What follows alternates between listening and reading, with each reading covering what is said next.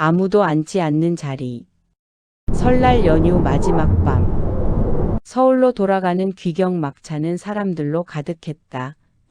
하지만 이상하게도 맨 뒤 마지막 좌석 내 자리는 비어 있었다. 중년 남자가 기사에게 물었다. 저기 앉아도 됩니까? 기사는 백미러로 그 자리를 잠깐 보더니 말했다. 그냥 두세요. 그 말이 떨어지자 이상하게도 아무도 그 자리에 가지 않았다.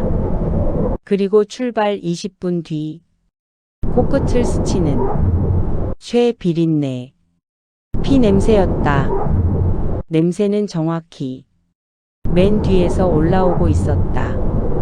그 순간 뒤쪽에서 툭 하고 무언가 떨어지는 소리가 났다. 바닥의 얼룩. 휴게소 도착 후 나는 일부러 맨 뒤를 지나쳤다. 좌석 아래 바닥. 어둡지만 분명히 보였다. 번져 있는 얼룩. 말라붙은 듯 했지만 가까이 다가가자 축축한 느낌이 났다.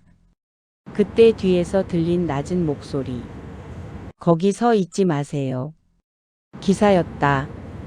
그는 식은 얼굴로 속삭였다. 설날엔 그 냄새가 돌아옵니다. 그 말이 끝나자 버스 안 어딘가에서 물 떨어지는 소리가 들렸다. 3년 전 설날 사고. 다시 출발한 버스 안. 나는 기사 옆으로 다가갔다. 3년 전 설날. 빙판길. 뒤에서 들이받은 화물차. 가장 크게 파손된 곳은 맨 뒤 마지막 좌석. 그 자리에 앉아 있던 사람은 현장에서 즉사했다. 피가 바닥에 고였습니다. 기사는 말했다. 청소를 몇 번을 해도 설날만 되면 냄새가 돌아옵니다. 그 순간 뒤쪽 좌석이 천천히 눌리는 소리가 났다. 빈 좌석의 그림자. 나는 천천히 뒤를 돌아봤다. 분명 비어 있어야 할 마지막 좌석. 거기엔 사람 형체가 앉아 있었다. 고개를 숙인 채 버스가 흔들릴 때마다 그 그림자도 함께 흔들렸다.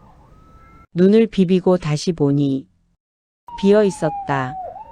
하지만 바닥엔 젖은 발자국이 남아 있었다. 그 발자국은 통로를 따라 앞으로 이어지고 있었다. 사라진 승객. 휴게소에서 내렸던 남자가 돌아오지 않았다. 버스는 이미 출발한 뒤였다. 승객 명단을 확인하던 기사는 얼굴이 굳었다. 저 사람 맨 뒤 자리로 옮긴다고 했던 사람 아닙니까? 하지만 그 남자는 한 번도 자리를 옮기지 않았다. 그런데 지금 마지막 좌석은 누군가 앉은 듯 푹 꺼져 있었다. 그리고 진하게 퍼지는 피 냄새. 거울 속 얼굴. 기사의 백미러에 무언가 비쳤다. 젖은 머리. 창백한 얼굴. 그리고 갈라진 입가. 그것은 분명 맨 뒤에 앉아 있었다. 하지만 승객들은 아무도 눈치채지 못했다. 기사의 입에서 낮은 말이 흘러나왔다. 또 탔구나. 그 순간 차 안불이 깜빡이며 꺼졌다. 급정거.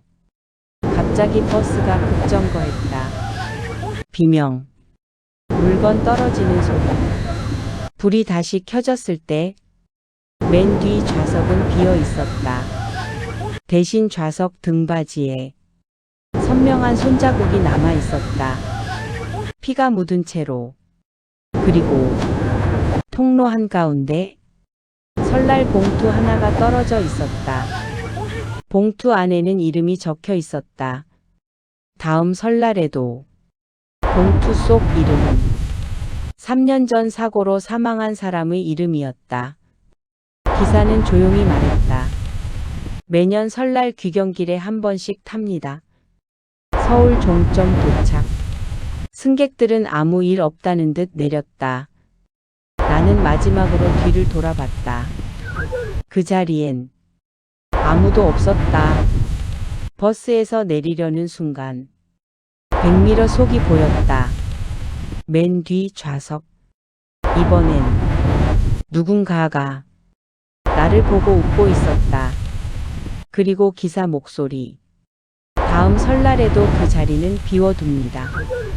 안녕하세요. 중국 조심하세요. 좋아요, 싫어요, 구독, 알림 주세요. 부탁드립니다. 수요일